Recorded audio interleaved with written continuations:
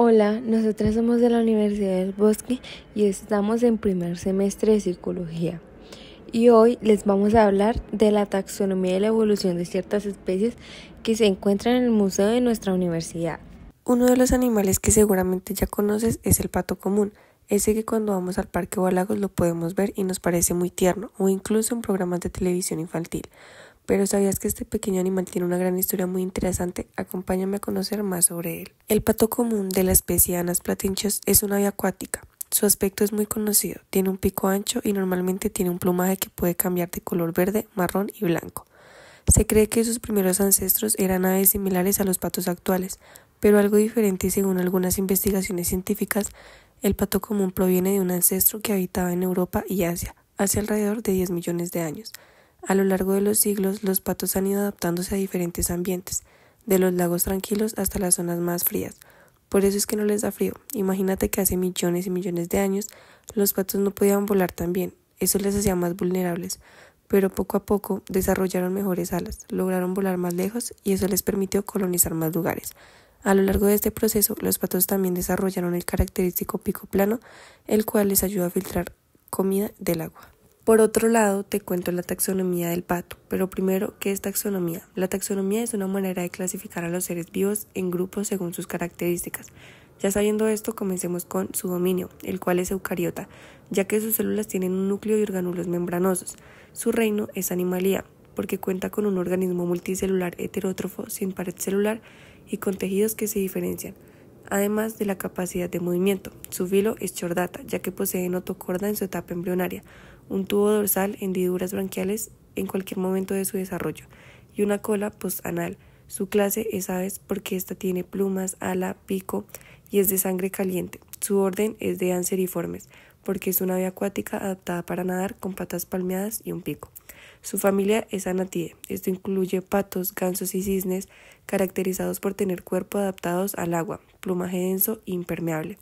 Su género es Anas, ya que este género agrupa patos de superficie, los cuales se alimentan filtrando agua con el pico, y ya por último, su especie que nombré anteriormente, Anas platinchos, se diferencia de otras especies por su plumaje. Los machos tienden a tener la cabeza verde iridiscente y las hembras son pardas. Bienvenidos al maravilloso mundo de los perezosos. Esta especie también se encuentra en el dominio eucariota del reino animal, el filo Chordata. Son como primos lejanos con el Anas platyrhynchos. Forman parte de la megaclase de Tetrapod, lo que los ubica en el grupo de animales con 4 extremidades. Dentro de esta clase son mamalia, ya que poseen pelo, son endotérmicos y alimentan a sus crías con leche por medio de glándulas mamarias. Además pertenecen a la subclase Theria, lo que significa que dan a luz crías vivas en un proceso de gestación dentro del cuerpo animal. Dentro de los mamíferos, los perezosos pertenecen al orden Pilosa, un grupo de animales con garras largas y una dieta especializada con una gran capa de pelaje en el cuerpo, al cual también pertenecen los osos hormigueros. Más específicamente, forman parte del suborden Folívora, lo que significa que están especializados en el consumo de hojas. También lo encuentras en la familia Megalochinidae, que agrupa a los perezosos de 2 dedos. El género Colepus se diferencia de otros perezosos por su anatomía y hábitos. Finalmente llegamos a la especie Colepus didactylus, el perezoso de 2 dedos, conocidos por su movilidad lenta y su vida en los árboles.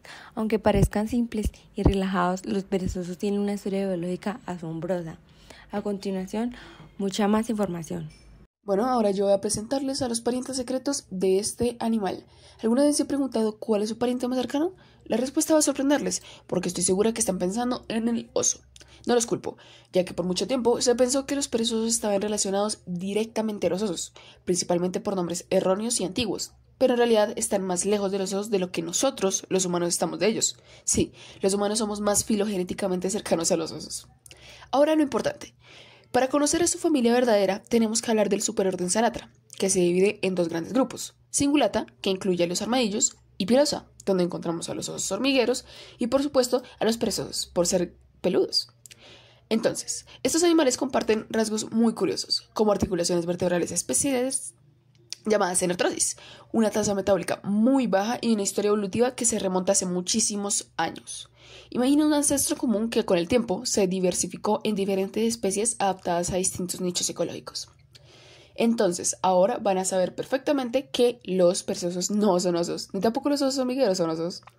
La naturaleza siempre tiene grandes sorpresas escondidas. Ahora vamos a ver un tema mucho más interesante. Ahora los va a ayudar a viajar millones de años en el pasado para descubrir el origen de los perezosos, y no podrán creer lo mucho que han cambiado desde entonces. Los primeros perezosos primitivos aparecieron hace aproximadamente 52 millones de años. Su existencia se ha descubierto gracias a fósiles como el Pseudocliptidón, una criatura que nos ayuda a entender cómo eran estos animales en sus primeras etapas evolutivas.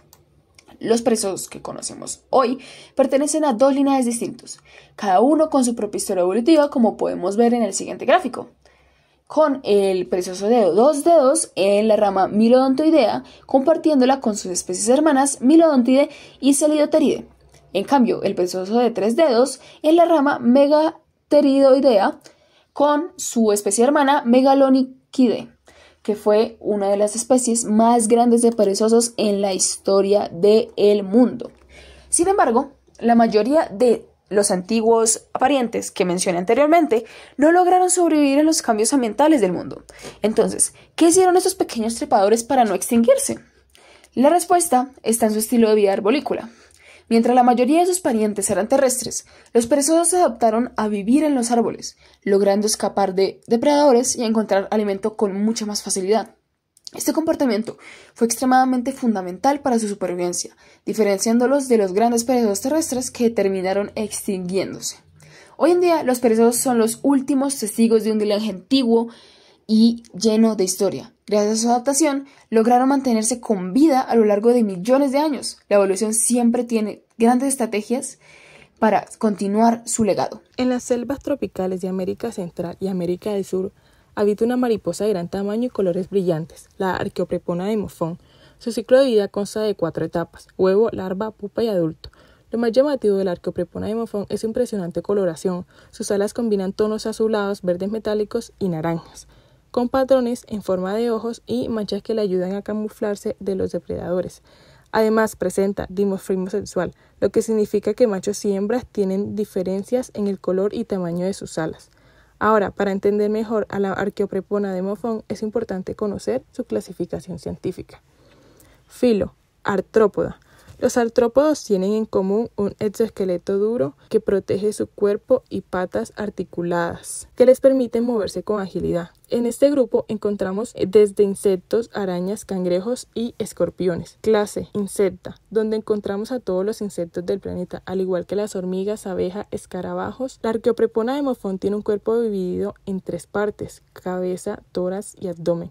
Pero lo más llamativo de su cuerpo, sin duda, son sus alas. Pertenece al orden Lepidoptera, el grupo de las mariposas y polillas. Sus alas están cubiertas de diminutas escamas microscópicas que les dan esos colores y patrones tan llamativos. Además, poseen una estructura única en la boca, la espiritrompa, una especie de tubo enrollado que les permite succionar el néctar de las flores. Nuestra mariposa forma parte de la familia Nymphalidae.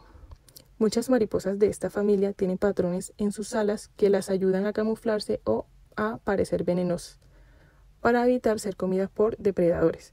Aquí encontramos el género Arqueoprepona. Estas mariposas se encuentran en zonas tropicales de América y suelen ser vistas en los bosques. Y finalmente llegamos a la especie que nos interesa, Arqueoprepona de Moffón.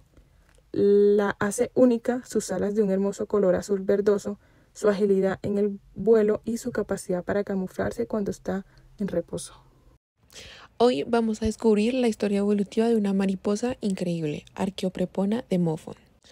Hace millones de años, en los ecosistemas primitivos existían pequeños insectos voladores que empezaban a diversificarse. Entre ellos surgieron los tricópteros, parientes cercanos de las mariposas. A partir de estos tricópteros surgió el gran grupo de los Lepidoptera, los insectos con alas cubiertas de escamas. Este grupo evolucionó hasta incluir polillas nocturnas y mariposas diurnas.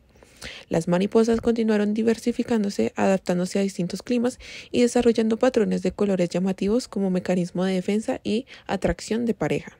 Dentro de los Lepidoptera encontramos una de las familias más grandes y diversas, Nymphalidae. Son expertas en el camuflaje y en la imitación de otras especies, venenosas para evitar ser devoradas por depredadores. Entre sus representantes están nuestra protagonista, la Arqueoprepona de Moffón. Dentro del Nymphalidae encontramos la subfamilia Caraxinae, un grupo de mariposas conocidas por su gran tamaño, vuelo rápido y hábitos frugívoros. Dentro de Caraxinae hay dos grupos cercanos a Archaeoprepona de Mophon, Prepona y Agrias. Estas mariposas comparten un ancestro común y tienen un aspecto muy similar. Sin embargo, mientras Agrias suele vivir en áreas tropicales y destaca por sus colores intensos, Prepona es más adaptable y se encuentra en diversas regiones de América. Y así, después de millones de años de evolución, llegamos a Archaeoprepona de Mophon, que con sus alas de tonos azulados y su vuelo veloz es un ejemplo perfecto de cómo la evolución ha moldeado a estos insectos a lo largo del tiempo. Desde sus antepasados acuáticos hasta sus parientes actuales, cada etapa de su historia nos muestra cómo la naturaleza adapta y transforma la vida para sobrevivir en un mundo cambiante. Ahora vamos a comparar la relación evolutiva entre tres especies bastante diferentes: el pato común, el perezoso de 2 dedos y la mariposa hojarasca de una mancha. Puede que a simple vista no tengan nada en común, pero la evolución nos dice otra cosa. Primero, el pato y el perezoso. Ambos son vertebrados, lo que significa que tienen columna vertebral y un esqueleto interno. Esto los coloca dentro del mismo grupo, el filo Chordata. Sin embargo, aquí empieza la separación. El pato es un ave descendiente de los dinosaurios, mientras que el perezoso es un mamífero descendiente de los cinácidos. Sus caminos evolutivos se separan hace más de 300 millones de años. Ahora, ¿qué pasa con la mariposa? Bueno, aquí la historia es muy diferente. Mientras que el pato y el perezoso comparten un ancestro relativamente cercano, la mariposa ni siquiera es vertebrada, es un artrópodo que no tiene columna vertebral, o sea, invertebrada. La separación entre los vertebrados y los artrópodos ocurrió hace más de 600 millones de años, mucho antes de que existieran dinosaurios, mamíferos o aves. Es decir, el pato y el perezoso, aunque distintos, siguen estando mucho más cercanos entre sí que cualquiera de ellos con la mariposa. Si quisiéramos encontrar un punto en común entre los tres, tendríamos que remontarnos hasta los primeros animales bilaterales, aquellos organismos primitivos que apenas estaban empezando a desarrollar simetría y sistemas más complejos.